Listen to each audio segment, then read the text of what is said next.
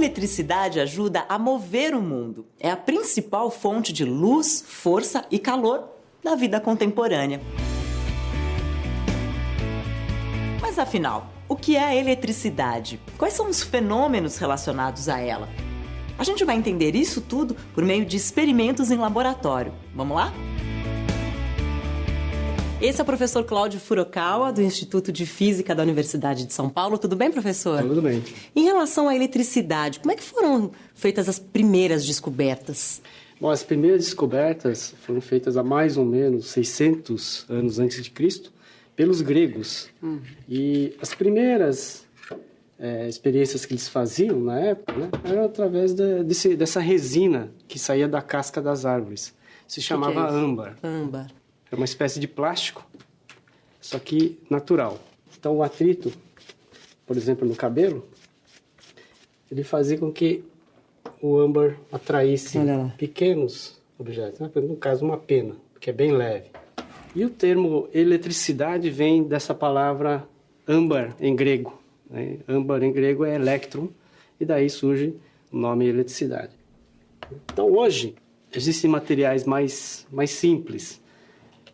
Por exemplo, o canudinho de refresco, né, que também é um plástico. Né?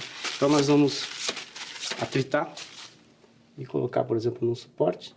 E aí, se você aproximar a mão daquela parte de lá, você vai ver que ela atrai a sua mão e a sua mão atrai o canudo. Então, o que a gente faz aqui é um fenômeno chamado de eletrização, né? Mais ou menos o que os gregos faziam. A eletrostática, que nós vimos agora no começo, não teve muita aplicação prática, porque não servia, por exemplo, para acender uma lâmpada, para girar um motor ou alguma coisa desse tipo. Então, houve a necessidade de se gerar mais cargas. E a partir daí foi inventado aí a pilha.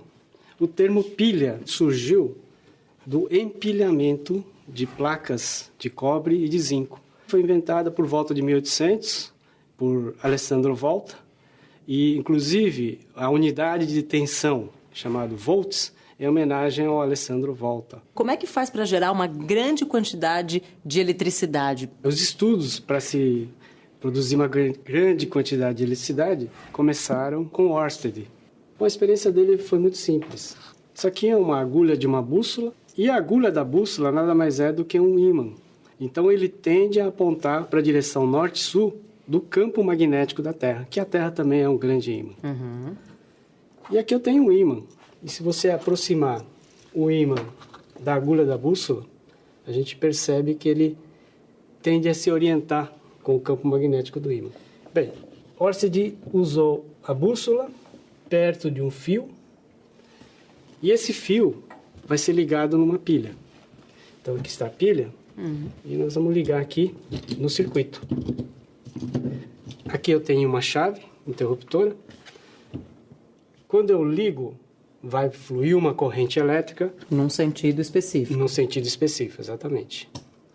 A gente pode ver que a agulha ela se deflete. E se inverter? Bom, se eu inverter, o branco agora vai para o seu lado e o vermelho para o outro lado. E o que ele concluiu nesse estudo? Então, a grande conclusão é que existe uma correlação entre a corrente elétrica e o campo magnético. E se a gente inverter? Magnetismo também gera eletricidade? Sim, sim. Essa foi a grande descoberta de Faraday. Agora nós vamos, então, ver o experimento de Faraday. Como que você produz eletricidade a partir do magnetismo? Para você ligar um LED, para você fazer o LED acender, eu posso ligar numa pilha. Haveria necessidade de alguma fonte de energia. Agora, o Faraday descobriu o seguinte, que você pode ligar isso aqui sem pilha. Mas como? Aqui eu tenho uma bobina. O que é uma bobina? Bom, bobina é um fio muito comprido e enrolado várias vezes. Aqui eu tenho uma bobina de 300 espiras. Então, 300 voltas. Aqui eu tenho, apesar de pequeno, 4.000 voltas. É um fio bem mais fino. E aqui eu tenho em torno de 100 voltas. Só que como ele está encapado em massa epóxi para ficar rígido, a gente não está conseguindo ver os fios. Aqui um medidor de corrente elétrica. Então, ele vai acusar a passagem de uma corrente elétrica. Então, você podia segurar, por favor? Então, aqui um ímã, campo magnético. E o Faraday descobriu que, se eu deixo o ímã parado, nada ocorre. Mas se eu puser o ímã em movimento, haverá a geração de um campo elétrico, e esse campo elétrico é que vai fornecer uma corrente elétrica pelo fio. E muda se é mais rápido ou mais devagar? Sim, quanto mais rápido, mais volts irá aparecer, maior a tensão induzida. E para mostrar o que existe em torno desse ímã, que é algo que a gente não vê, que a gente chama de campo magnético, eu trouxe aqui uma plaquinha com um monte de esferinhas de ferro. E essas esferinhas de ferro, elas se alinham com o campo magnético do ímã, que a gente pode olhar por aqui. Olha. Você vê que há alguma coisa em torno desse ímã que nós chamamos de campo magnético. E a variação desse campo magnético que passa por dentro da bobina é que vai me gerar eletricidade. Então, essa experiência de Faraday foi revolucionária, porque a partir de uma forma de energia que é abundante na natureza, que é energia mecânica, a gente pode transformar em eletricidade. E como é que isso se aplica no nosso dia a dia? No nosso dia a dia, a gente consegue essa produção de eletricidade nas usinas hidrelétricas, que eu vou mostrar agora nesse próximo experimento. Aqui nós montamos, então, um pequeno modelo de como funciona uma usina hidrelétrica. Então, nós temos aqui um monte de colheres que a gente adaptou para funcionar como uma turbina. Ele está ligado a um eixo, e esse eixo é ligado nesse disco de acrílico, que tem 4 ímãs, né? E a gente pode mostrar que são ímãs, grudando aqui essa moeda, e nós vimos que o ímã tem um campo magnético. O ímã perto da bobina, mas parado, você vê que não acontece nada. Mas se o movimento do ímã perto da bobina, ele é capaz de gerar um campo elétrico que, por sua vez, ela produz uma corrente elétrica. Então, se você quiser, pode girar. Olha. Acende. Acende. Quanto mais rápido você girar, mais intenso o brilho. E, professor, de que outra forma eu posso fazer essa turbina girar? Você pode fazer de diversas formas. Por exemplo, numa usina hidrelétrica. Ou, por exemplo, se você assoprar, você está usando a energia do vento, que seria a energia eólica. Ou, se não, eu poderia usar o vapor, tá? O vapor saindo em alta velocidade e fazer girar da mesma forma, né? Transformando a energia térmica em energia mecânica e energia mecânica em energia elétrica. E aqui, nesse caso? No nosso caso, a gente vai usar a força das águas. Aqui, então, é a água que estaria represada numa hidrelétrica. Num outro nível. Num outro nível. Ela pode ser liberada aos poucos e essa energia pode ser usada para virar a turbina.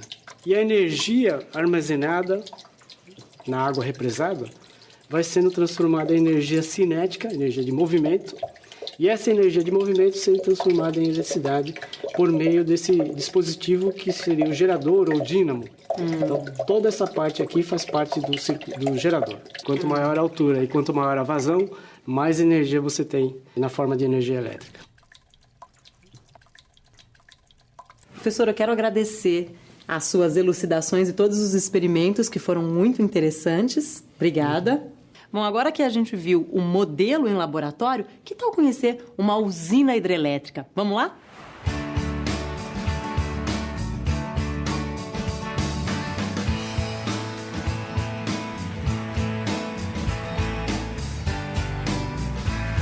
Eu vim até Rio Claro, no interior de São Paulo, para conhecer a usina hidrelétrica de Corumbataí. Esse aqui é o Evandro, técnico de operação hidrelétrica. Obrigada por me receber, viu, Evandro? Sejam bem-vindos.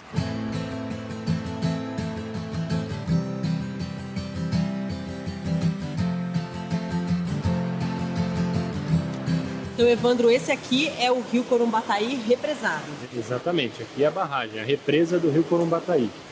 O rio vem seguindo o curso natural e nesse ponto foi feita a barragem, que é um tanque de contenção de água para poder manter a autonomia das turbinas gerando. Do lado de cá a gente vê só os vertedouros, né? Que é o que? A água que eu não preciso, ela continua seguindo o curso natural do rio. E do lado de lá é onde tem a comporta que alimenta as turbinas.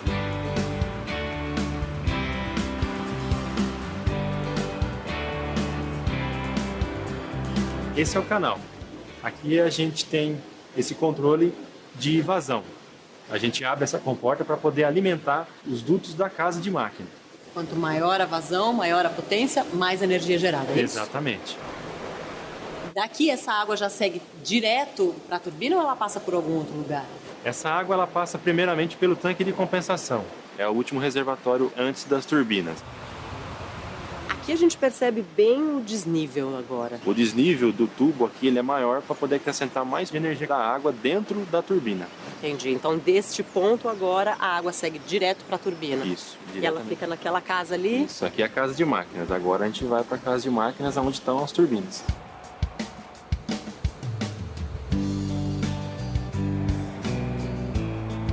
Evandro, então agora finalmente a gente chegou no coração da usina, é isso? Exatamente. Aqui é onde agora tudo acontece, né?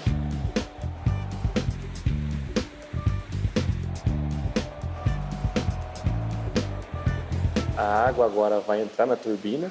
Aquela ali é a turbina. Aquela turbina. Esse é o regulador de velocidade.